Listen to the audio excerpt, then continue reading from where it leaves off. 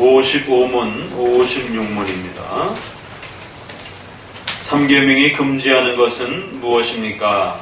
삼계명이 금지하는 것은 하나님께서 자신에 대해 알려준 것들을 모독하거나 악용하는 것입니다. 삼계명을 잘 지키도록 첨가된 이유는 무엇입니까? 삼계명을 잘 지키도록 첨가된 이유는 이 계명을 어긴 자가 비록 사랑의 행보를 피할지라도 우리 주 하나님의 공의로운 심판을 피할 수 없다는 것입니다. 삼계명은 여호와의 이름을 망령 때 일컫지 말라.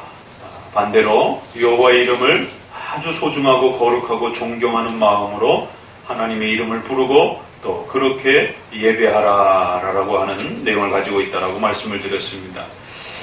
삼계명은 예배의 자세, 우리 신앙의 자세와 관련된 아주 중요한 원리를 가르쳐 준다고 말씀을 드렸습니다. 어떻게 예배하는 것인가, 어떤 자세로 예배하는가, 어떤 방식으로 우리가 신앙을 가지고 살아가는 것인가 라고 했을 때에 이제 삼계명은 그러한 부분에 있어서 아주 중요한 또 이러한 원리들을 우리에게 몇 가지로 소개를 드렸습니다. 이제 부정적인 부분과 관련하여 이제 그러면 금지된 것은 무엇입니까? 삼계명에서 금지된 것은 하나님이 알려주신 이 소중한 신앙의 자세들을 모독하거나 악용하는 것입니다 라고 이렇게 두 가지를 소개합니다. 적어도 삼계명은 하나님의 이름을 바르게 부르는 것으로부터 그 신앙의 자세를 소개하고 더 나아가서는 하나님의 이름뿐만 아니라 하나님 자신을 드러내는 많은 신앙의 수단들이 있다라고 말씀을 드렸습니다. 바로 거기에는 공적 예배와 설교와 기도, 찬송, 성례, 교회와 관련된 이러한 여러 가지 신앙의 또 하나님의 계시의 수단들이 있습니다. 바로 이런 부분들을 거룩하고 존경하는 마음으로 사용하라 라고 이렇게 당부했습니다. 이제 이러한 부분들을 모독하는 행위와 악용하는 행위가 죄가 될 수 있습니다. 이렇게 말합니다.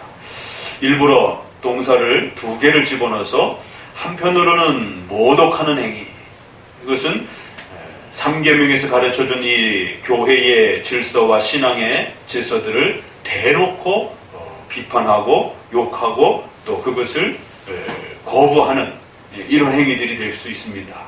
또 더 나아가서 악용하는 것, 악용은 조금 의미가 다르죠. 모독은 우리가 장로교에서 지켜가는 이러한 소중한 질서들이 있습니다. 예를 들면 성례, 성례를 모독하는 행위를 할 수가 있습니다. 그 모독하는 행위는 성례가 장로교에 있어서 아주 중요한 핵심임에도 불구하고 성례를 행하지 않는 것이죠. 그러면 성례를 거부하고 모독하는 행위가 되는 것입니다. 적어도 우리 종교개혁의 선조들은 매주 성찬, 적어도 한 달에 한 번 아니면 두 달에 한 번 정도 자주 성찬을 행하도록 행했습니다. 그런데 어느 순간부터 장로교에서조차도 이 성찬을 숫자를 줄이기 시작하면서 이제는 그저 1년에 2번, 그것도 아무 의미도 없고 또 성도들도 참여하지도 않는 그러한 형식적인 그런 행사가 되어버렸습니다. 이거는 성찬을, 삼계명을 모독하는 행위가 될 수 있는 것입니다. 잊어버리고 없애버리는, 그래서 성찬 그 자체가 점점 없어지는. 그런데 이것을 악용한다라고 하면 조금 의미가 달라지죠. 그 성찬을 오늘 WCC라고 하는 세계교회 연합단체를 통해 가지고 이제 타종교와 대화를 이루면서 타종교에도 구원이 있다라고 하면서 그들이 함께 모여서 이제 예배를 드리려고 합니다. 함께 종교적 의식을 행하려고 합니다. 그럴 때 이상하게 이들은 성찬 중심으로 그렇게 모든 종교적인 그 하나의 퍼포먼스와 일체행위를 행하려고 합니다. 그래서 의외로 WCC의 이 기구에서 성찬 행위를 상당히 비중을 높이 두고 진행을 합니다. 우리가 생각하는 그런 예수 그리스도께서 우리의 죄를 위하여 이 땅에 몸을 가지시고 오신 그러한 성육신으로부터 십자가에 죽으신 부활을 기념하는 그런 개념이 아니라 적어도 세상에 나와서 가난하고 속박받는 그러한 빈민층과 독재와 어려움 속에서 살아가는 그 백성들 속에서 교회가 함께 공동체와 친교를 이루어 나갈 때 그것이 진정한 성육신이다. 그 성육신의 개념과 그래서 그 성찬을 기념하는, 그래서 떡과 포도주를 먹고 마시는 것을 결국 불신자 전체들이 함께 교제할 수 있는, 그래서 크리스찬과 비크리스찬을 구별하지 말고 모두가 함께 그러한 성육화된 그러한 일치와 통일화된 한마음 한뜻으로 그렇게 교제를 나누자. 우리가 생각하는 성육신과 성찬의 교제는 그리스도와 신자를 중심으로 해서 교회에서 이루어지는 것으로 생각하는데, 저들은 불신자와 신자를 막론하고 모든 사람들이 하나 되어지는 하나의 그런 의식으로서 이 성찬을 행하는데 성찬이 아닌 이런 아주 희한한 형태의 성찬을 행하는 것이죠. 악용하는 것이죠. 결국 그것을 교묘하게 자신들의 그런 종교적인 연합을 위한 하나의 퍼포먼스적인 그런 행위로서 그렇게 악용하고 남용하는 것이죠. 모독하는 것도 조심하셔야 되고 악용하는 것도 조심하셔야 됩니다.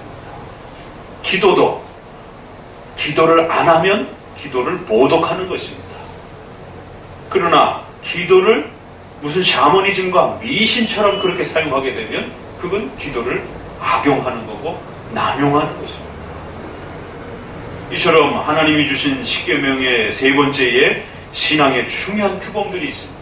이러한 규범들을 소홀히 취급하고 거부해도 문제가 되는 것이고, 또 그것을 교묘하게 자신의 부귀영화를 위해서 또 다른 목적으로 돌려서 사용하는 것도 역시 문제가 된다는 것입니다. 결국 종교개혁이라고 하는 것은 바로 이런 부분으로부터 올바른 쓰임새를 회복하고 적어도 교회 안에 회복되어야 되고 개혁되어야 될 게 무엇인지를 찾아주는 것이 결국 종교개혁인 것입니다. 종교개혁자들은 성찬을 목숨을 걸고 마지막까지 논쟁하면서 가톨릭과 루터파와 칼빈파의 성찬의 차이가 무엇인지를 마지막까지 논쟁하면서 개혁교회, 장로교회 성찬이 얼마나 중요한 것인지를 회복해 주었습니다. 그런데 오늘 그 종교개혁의 후손이라고 하는 한국교회가 성찬을 등한시하고 저마다 종교개혁 500주년이라고 외치면서 정작 그 우리 선조들이 목숨을 걸고 개혁하고 회복시켜줬던 성찬에 대해서는 아무런 책임감도 없고, 그것이 우리의 교회와 성도들의 신자의 삶에 얼마큼 중요한 것인지에 대해서, 그걸 소홀히 여기게 될 때에 신자와 교회 안에 어떤 징계가 따라붙을 수 있는지에 대해서 아무런 의식도 없는 것입니다. 모독하고 악용하는 것입니다. 또 얼마 전에 어느 결혼식을 갔는데 목사님이 주례를 하면서 성도의 그 결혼의 신부와 신랑을 세워놓고 성찬식을 해가는 것이 결혼식입니다. 직업을 하며 깜짝 놀랐습니다. 로마 가톨릭이 결혼을 성례처럼 취급합니다. 장례를 성례처럼 취급합니다. 그래서 칠성례라고 하는 것입니다. 성례를 남용하는 것입니다. 결혼식이나 개업식이나 무슨 기념식이나 이런 데 성찬을 함부로 행하면 안 되는 것입니다. 적어도 성찬을 행하는 규범과 장소와 또 룰이 있는 것입니다. 그러니까 기도나 성찬이나 찬양이나 이런 모든 부분들이 쓰임에 맞게 잘 사용되어야 된다. 그렇게 당부합니다. 그리고는 이제 이것을 지키도록, 더욱 잘 지키도록 첨가한 이유가 있습니다. 십계명에는 놀랍게 이 첨가된 그 몇 가지 이유들이 따라붙습니다. 어떤 계명들은 그 첨가된 이유가 없습니다. 그런데 어떤 계명들은 이 몇 가지의 첨가한 이유를 집어넣어서 그 계명의 중요성을 조금 더 부각시키는 그러한 몇 가지 첨가된 문장들이 있습니다. 3계명에는 그 첨가된 이유가 하나님이 반드시 그들의 죄를 갚겠다라고 하는 아주 무서운 경고가 따라붙어 있습니다. 여호와의 이름을 망령되이 일컫지 말라.